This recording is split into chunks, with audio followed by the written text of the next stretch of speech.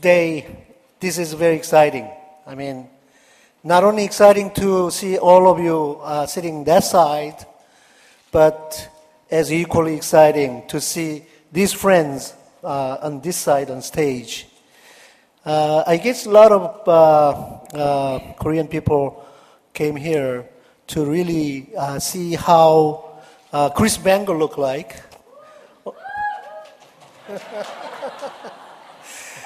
As well, the pink fashion star, Karim Rashid looked like.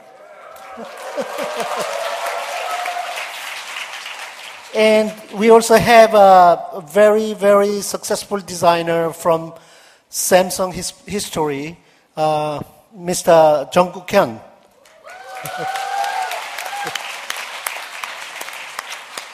And also, he is a very good friend of mine as well, Mr. Pyo Hyun-myung, KT president.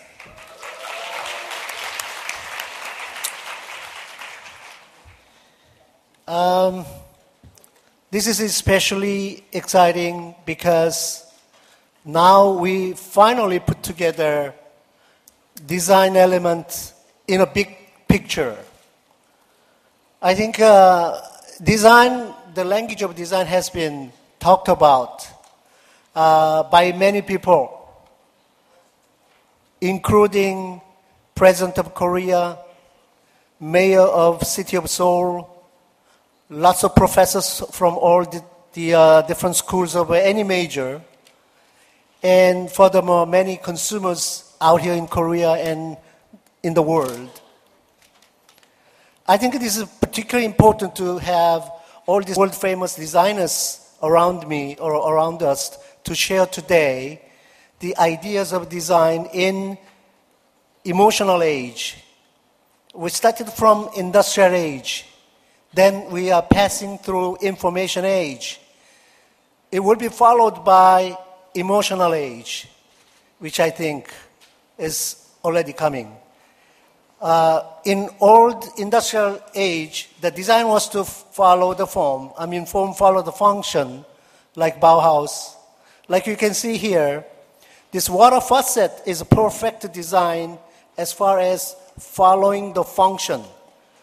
But that's not good enough. I think it has to change to another side of spectrum where design follows designer's intention. If all product looks like the one on the left side, from me, then there is no economy derived from design. I think we are living in an economic time. He started this year working with major Korean company Samsung, but he started after 17 years with BMW and setting the brand goals and everything. He's now on his own, the Chris Bangle and Associates in Italy. So why don't we give him another welcoming applause. Warm welcome to him. And we'll ask him to give us his thoughts in design of today.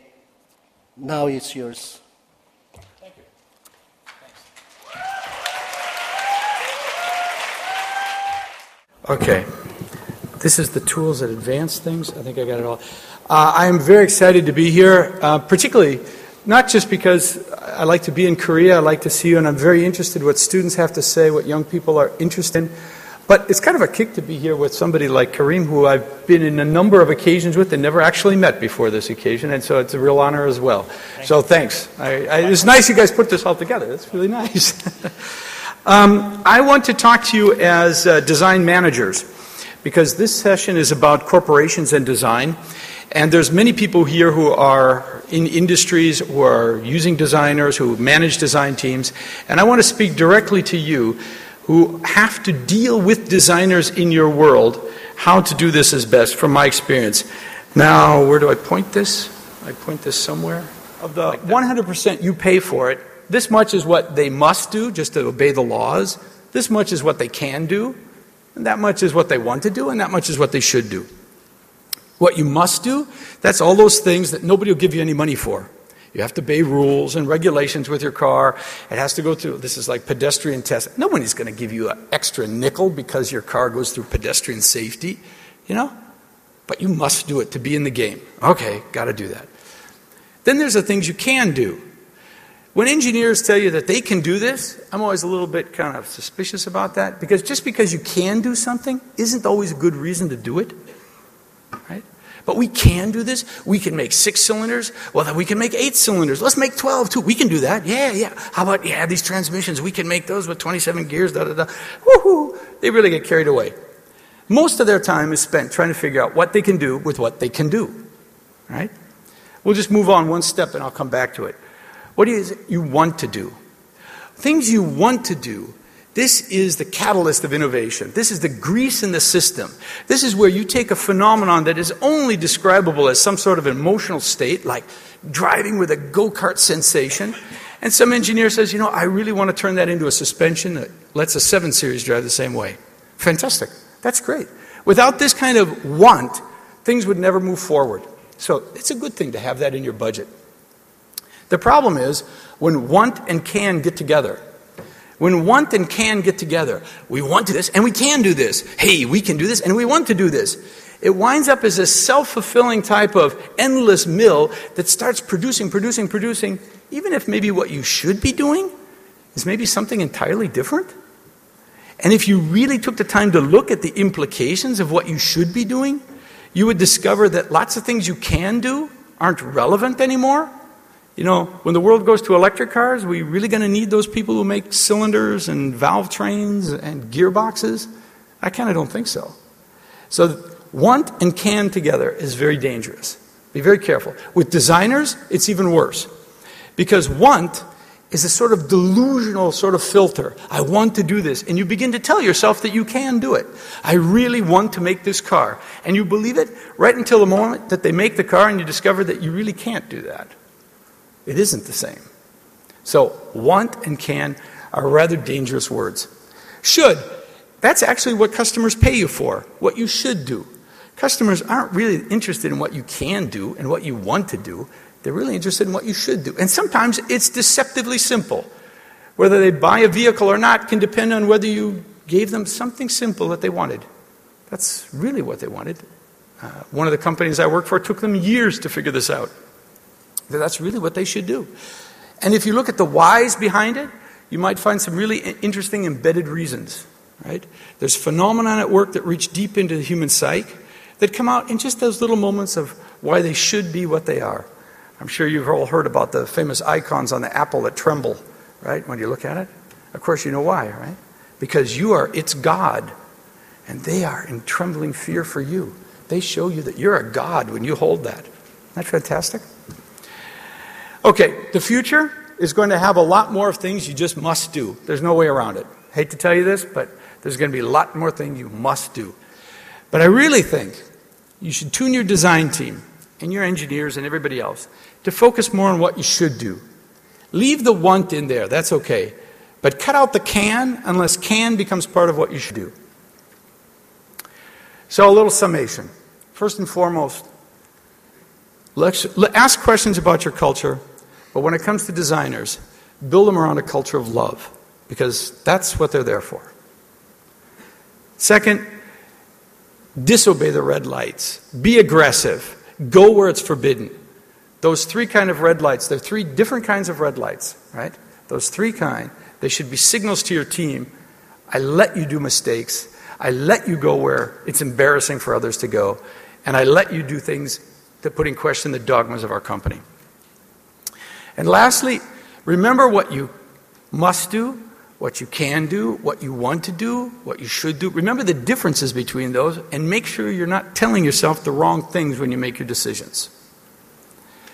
When Gina finally was revealed, the car was built in '99 and was revealed in 2008, Alice Rawsthorne said about it, she said, the most thrilling periods in design history are the ones of the greatest change, when designers interpret the shifts of technology, science, behavior, politics for the rest of us. Are we in a moment of great social change? I would like to think so. I think you'd all agree with that. So what do we do about it? Remember that culture counts. Challenge everything and be very courageous, but do it. Thank you.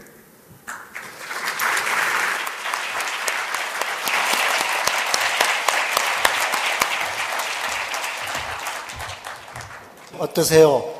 이 세상에서 가장 훌륭한 디자이너 중에 한 분, 굉장히 귀한 분, 크리스 뱅글 오셔가지고 지금 너무 좋은 말씀 해주셨어요. 그죠? 아마 이따가 질문 같은 거를 접수해서 우리 같이 토론 형식으로 대답을 해줄 수 있을 것 같습니다.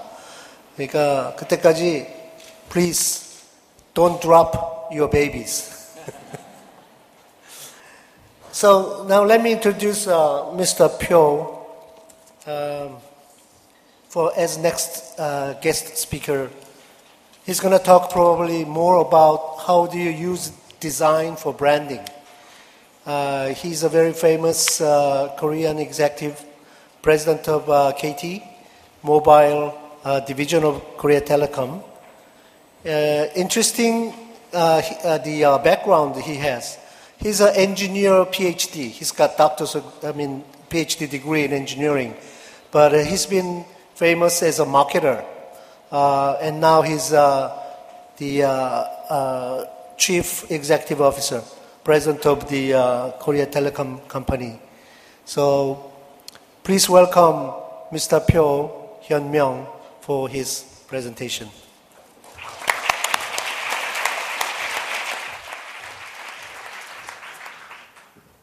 반갑습니다.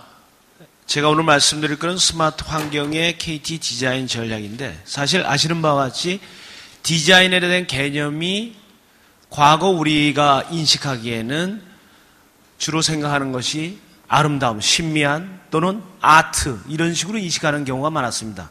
하지만 저희 같은 경우는 서비스 회사입니다. 통신 서비스 회사, 제조업체가 아닙니다. 하지만 저는 디자인의 중요성을 누구보다도 인정했기 때문에 나름대로 경영활동에 디자인을 접목시키려고 애를 썼습니다. 시작하기 전에 스티브 잡스가 디자인에 대해서 얘기한 게 있습니다. 제가 생각에는 두 가지를 기억하고 있는데요. 첫째는 디자인은 디자이너한테 맡기고 개발은 그 디자인에 무조건 끼워 맞춰라, 이런 얘기를 한 적이 있었고, 두 번째는 디자인은 인간이 만든 창조물의 그 중심에 있는 영혼이라고 얘기했습니다.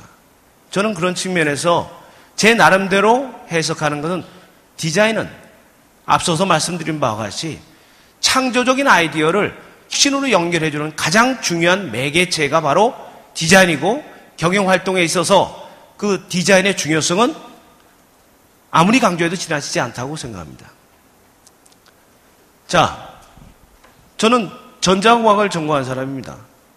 제가 2008년도에 서비스 디자인이라는 책을 같이 공저지만 책을 쓴 적이 있습니다. 다른 거 없습니다. 엔지니어지만 디자인의 중요성을 알았기 때문에 얘기를 했는데, 그 디자인에 대한 인식이 너무나 서비스 기업에서는 굉장히 인식이 안 좋았다는 거죠. 제가 생각에는 디자인은 빙산의 일각이 아니라 디자인에서 남아있는 것은 여전히 권위적이고 구태의연한 옛날 공기업이라는 인식이 남아있습니다. 하지만 최근에 많은 변화를 하고 있습니다.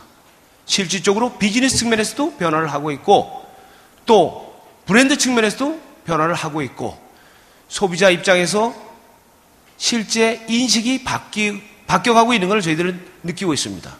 한번 과거에 KT의 디자인을 적용하기 이전에 과거의 모습은 어땠을까요? 보시죠. 자, 스페이스 디자인. 다양한 형태의 공간 디자인입니다. 전혀 통일성이 없었습니다. 두 번째는 유니폼 디자인입니다. 단순하게 작업의 편리성만 따졌습니다. 디자인 개념이 없었습니다. 쇼핑백, 저기에 로고만 지으면 어느 회사 건지 모릅니다. 브랜드 마크 너무 많았습니다. 과도한 브랜드를 운영했습니다. 이것은 결국은 기업 경영에 있어서 엄청난 비용을 초래할 수밖에 없었습니다. 브랜드 이미지를 조사해 봤습니다. KT에 대한 2008년도에 조사한 결과는 굉장히 신뢰감이 있다. 이런 측면에서는 굉장히 긍정적인 점수를 줬습니다. 하지만 젊고 혁신적이다. 이런 측면에서는 상대적으로 형편없는 점수를 받게 됐습니다. 이 부분을 기업이 KT와 KTF를 합병하면서 완전 황골 탈퇴하겠다는 방향을 정하고 이것을 바꾸는 데 있어서 가장 중요한 방법이 저는 디자인이라고 생각했던 것입니다. 브랜드 이미지를 보니까 경쟁사는 B였습니다. 레인이었습니다. 그렇지만 우리는 조영기시였습니다. 자, 이 부분을 어떻게 해소할 것인가? 방향을 정했습니다. 기존의 브랜드 리더십이 열쇠인 것을 과감하게 IT 대표 브랜드로 만들겠다. 둘째는 고착화된 공기업 이미지를 보다 젊고 창의적이고 활력이 넘치는 서비스 기업으로 만들겠다. 그런 측면에서 특단의 조치가 필요했고 그 수단으로서 저희들은 디자인을 택했던 겁니다. 자, 대청마루에 있는 오입니다. 한글 이응을 뜻하는 겁니다. 세상에서 가장 유쾌하고 혁신적인 글자라고 저희들은 생각합니다. 이거는 코리안 폰트입니다. 잉글리시 폰트입니다.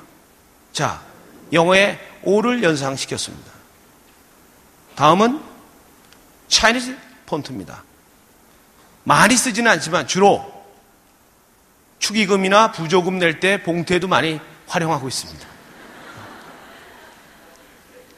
다음은 픽토그램입니다. 실제 저희들 올레스퀘어, 광화문에 있는 올레스퀘어나 아니면 우리 올레 캠퍼스에 가보시면 이 픽토그램으로 모든 것이 되어 있습니다. 자, 두 번째는 스페이스 아이덴티티입니다. 사실 통신회사가 제품을 만들지 않으면서 서비스를 하는 데 있어서 중요한 것은 고객과의 타치포인트를 많이 만들어주는 겁니다. 거기서 고객이 경험을 통해서 디자인을 느끼고 그 브랜드를 좋아하게 만드는 겁니다. 따라서 저희들은 세 가지 매장을 정의했습니다. 첫째는 올레스퀘어입니다.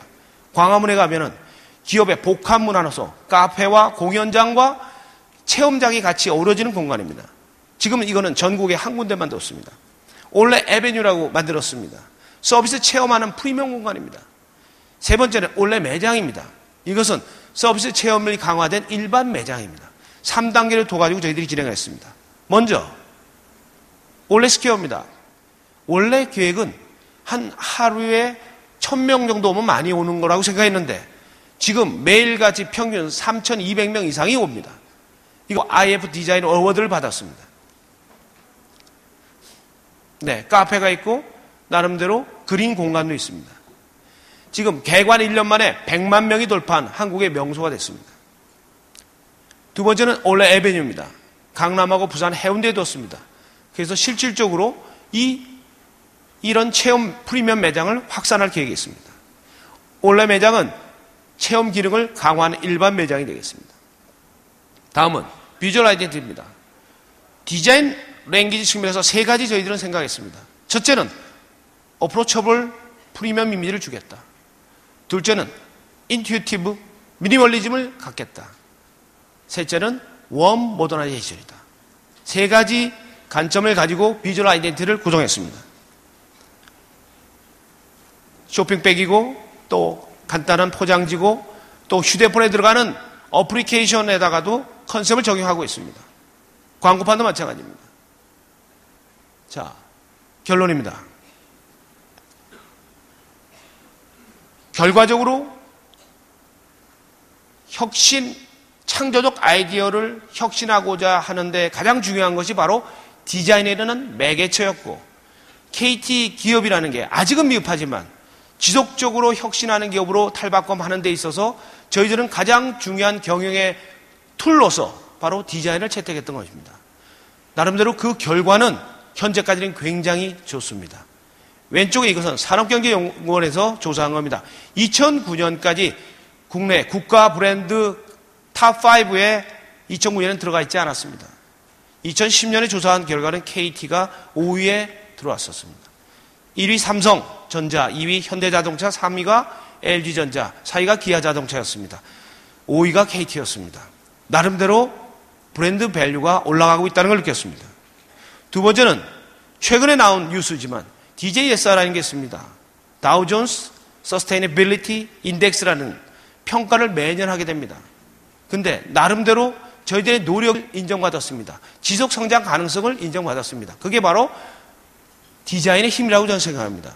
실제 디자인 평가가 2010년에 89점에서 95점도로 올랐고 결과적으로는 전 세계 텔레커뮤니케이션 오퍼레이터 중에서 KT가 이번에 1등으로 오르는 쾌거를 이루었습니다.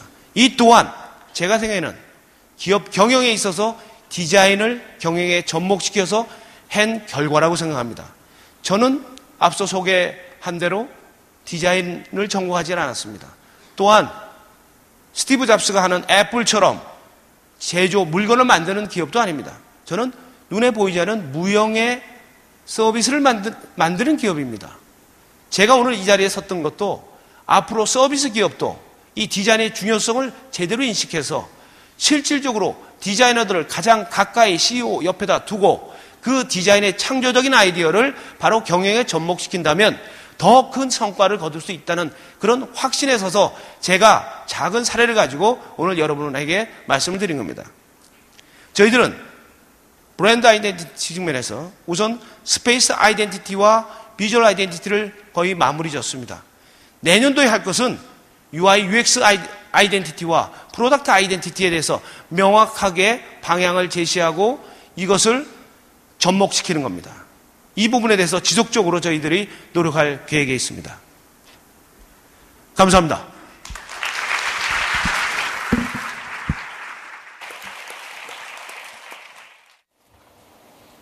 Hello. Hi, everybody. Thank you for having me here. I'm not going to talk about design specifically. I want to inspire you. I want to talk about the way the world is changing. And through that, you'll see how I am inspired. But the world is changing drastically, exponentially. I think in this last 10 years, there's been such phenomenal change, I think that we're not even quite aware of it. I just want to say one thing to define design. Design, I don't know where what was that definition you had earlier? You had some definition earlier for design. Oh, destruct signature. Destruct signature, okay. Where did that come from? Did you make that up? Yeah, I did. Oh, okay. Because the real etymology of the word design is design, which means it's actually German descent, the root, the program. Meaning that if I sit down and develop a program, I am actually going to design. So you could argue that if you want to design yourself, you wake up in the morning and you sit down and you make a list, a program of what you expect to accomplish. You're designing. Now, there's the incidental, where we just start our day, we wake up and we do things. Just like a craftsman would go into, let's say, a glass blowing factory and start experimenting and blowing glass. And through and via the experimentation, they incidentally, as they work, create. But they don't know what they're after. In a sense, you could argue they're exploiting the process or the material. But if you know or are interested or you have a hypothesis or an agenda of what you're after, then in turn, inevitably you're designing. So the entire built environment is designed. Somebody designed it years ago. 50,000 years ago, at the beginning of humanity in Lemuria, we started to shape a world.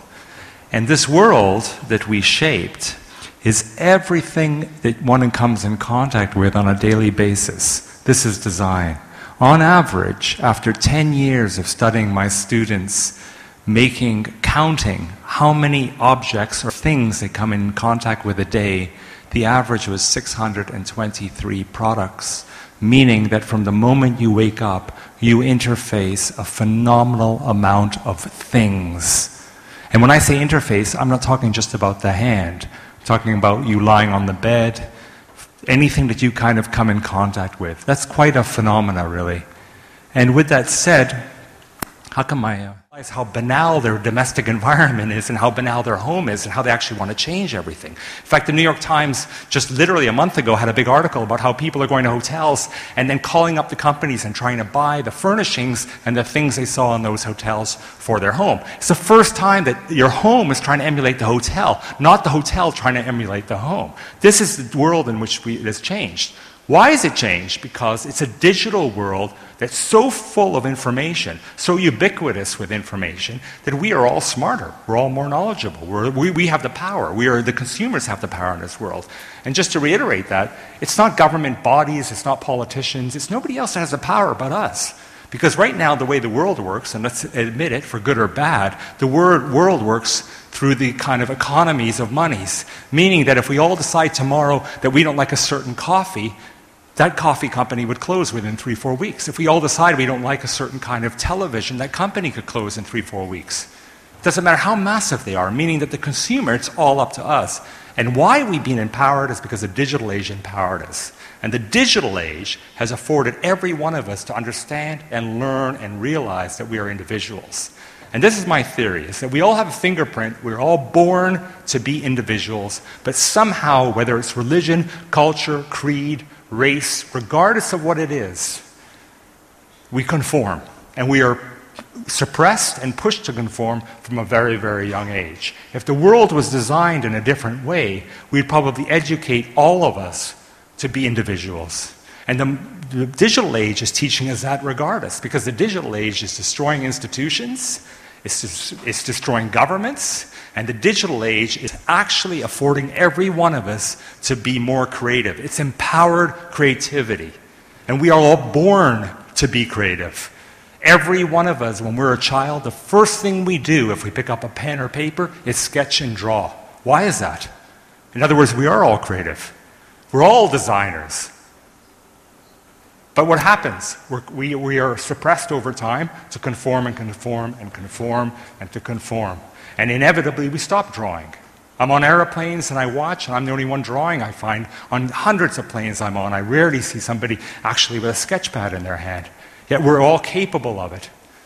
Now, if we're all creative people and all of a sudden we're given the tools to be creative, and we are, and we're given the tools to disseminate, this is the most important thing about the digital age, to disseminate our creativity, to show the world what we're capable of. I have a laptop. That laptop for me is my 3D modeling machine. It's my 2D machine. I said 3 minutes, but it's gone, so I guess I have an extra 10. But the point being is that if we all have this kind of individual sense of being, the world is going to completely change. Because what's happening then, it's not going to be the differences of all of us in the sense of race or creed or color or borders or boundaries. It'll just be about every one of us. That's the individuality. So the contradiction here is the world is getting smaller, the world is getting very similar. Every company I work for that makes products makes global products. Every entrepreneur and every little company I've worked with thinks globally, not locally, which really means we're all thinking globally, which means we participate globally, which means we are all going to inevitably become global citizens. And that's really where the world's going to move. And with that said, if we all have the power and empowered to shape our own world, we also, in a sense, will do that. Meaning that there are tools already where I can customize my shampoo, my jeans. These running shoes are customized by Adidas. I can do anything I want on the internet already because we have robotic technology that's affording us to be able to customize at a relatively low cost. It then makes us all realize that one day we're all going to be shaping, in a way, our own world. If we want our own car, just like pushing a bubble jet printer and picking 1.6 million colors, I pick 1.6 million colors of my car. I get my body scanned, I get the front seat of the car fixed perfectly for my proportions of my body. Maybe the whole car will be just liquid crystal polymer anyway, and I can fire up imagery all over my car and decorate my car any way I want. In other words, we will be shaping our own world. The subject is, you probably read about it, customation. The fact of doing customizable automation to allow every individual to really start to express themselves. Meaning, we're all different, and we're actually going to move into a world where we're all going to express our own individuality. And I think that's the way the world is going to work. And how design becomes part of that, it's kind of obvious in a way. Design is going to become part of it in the sense that as you now, when you travel, companies more and more in the service industry are doing things to personalize your program.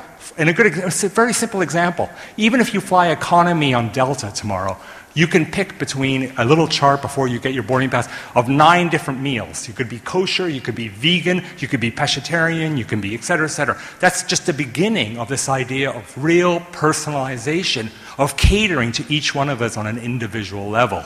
And that's where design is going to go. So think about that. If you design a product or an object or something, we need to kind of get out of these banalities of making banal archetypes that are really borrowed language. And we really have to kind of question language and to start making objects that are really personalizable, really an expression of the time, really speak about the moment in which we live, and question always back the archetype. Anyway, I could talk for 3 hours, but I'm cut off. So, thank you.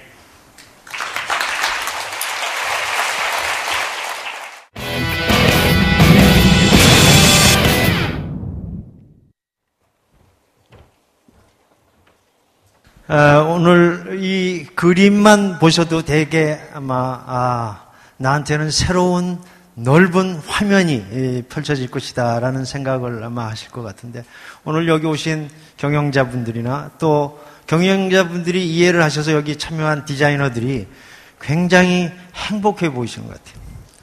여기 앞에 세 분의 연사분들은 세상에서 제일 행복한 분들인 것 같은 그런 느낌을 받았습니다.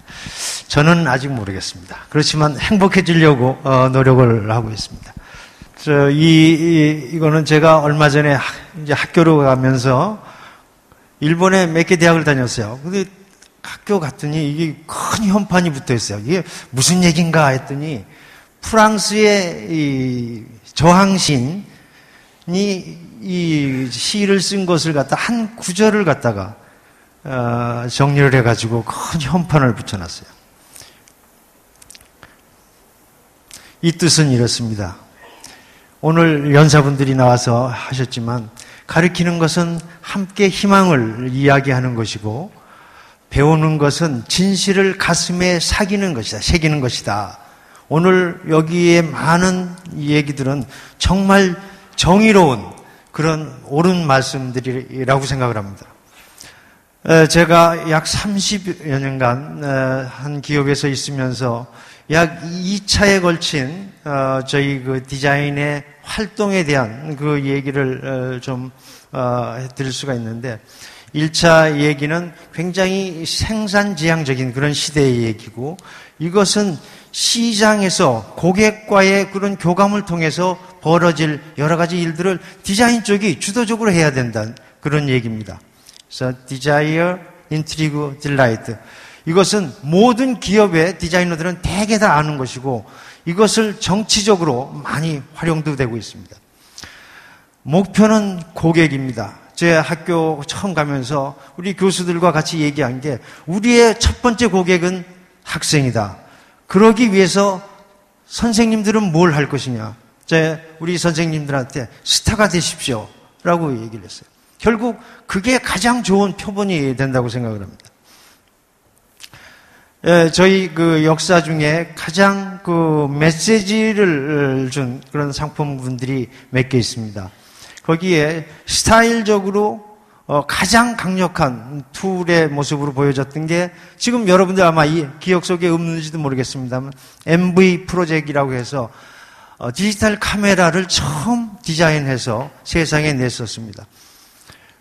독일에서 IF 심사위원들이 첫눈에 반한 대표적인 모델이고 일본의 디자이너들이 기부업을 했다라고 얘기를 할 정도였습니다. 그 MV 시리즈가 잠시 소원했어요, 시장에서. 그러다가 이번에 NX200이라는 모델로 다시 나왔습니다. 이 NX200은 뭐 저하고는 관련 없는 시대에 태어난 겁니다만 그 NB가 가졌던 그런 랭귀지를 가장 잘 충실하게 이어간 그런 내용이 되겠습니다. 되게 아시겠죠?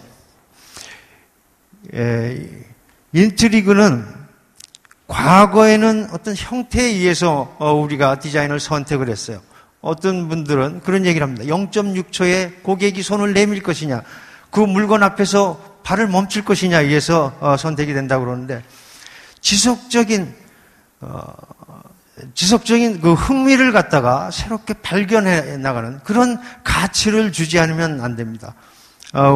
삼성이 갖고 있는 여러 가지 제품들, 특히 갤탭이나 갤럭시 S 그 프로젝트들은 가능한 일관된 그런 모습으로 갖고 가고 있습니다. 물론 조형적인 것보다는 훨씬 더 소프트웨어가 갖는 그런 가치에 많은 투자를 하고 있습니다. 저는 여러 번 얘기를 합니다. 특히 이 우리네 문화가 어떤 조형적인 칼라나 어떤 선이나 이런 조형을 얘기하는 게 아니고 우리의 고유의 전통 속에서의 우리 문화가 상품화될 수 있는 소프트적인 그런 관점에서 찾다 보니까 토요타 자동차, 과거에는 뭐 렉서스가 태어나게 된 배경입니다만 63년도 올림픽이 있었습니다, 일본이. 그러면서 토요타 브랜드가 엄청나게 컸어요. 한국의 현대 브랜드가 있습니다. 86년, 88년 아시안게임 올림픽이 결정되면서 토요타에서 야, 현대 브랜드가 이게 엄청난 파워를 가질 것이다. 어떻게 좀 우리가 미리 손을 쓸 수 없겠느냐 해서 나온 게 렉서스고 그 렉서스를 계획하기 위해서 가장 기초에 있었던 게 일본의 차도입니다. 차문화예요. 그 차문화의 가장 중심적 키워드가 예견과 배려인데 한국에서는 정으로 이해가 됩니다. 근데 우리의 정은 계산을 하지 않는 식의 정이 많아요. 근데 철저하게 계산된 예견과 배려인 것 같아요. 특히 차도라는 것은 400년 전에 한국서 임진왜란 때 넘어간 도공이나 여러 가지 문화가 무사계급 사회에서 발전합니다. 400년간. 근데 한국은 약 50년, 60년 정도 되는 것 같아요. 그러니까 계산적일 수밖에 없는 겁니다. 그런 그 키워드를 가지고 렉서스가 탄생을 하는데 지금까지의 자동차 문화는 서구에서 만들어진 기준에 의해서 가치가 결정되어 왔어요. 이것을 아시아적 관점에서 새로운 가치를 만들어간 첫 번째 시도고 가장 대표적인 성공 사례가 저는 렉서스라고 생각합니다.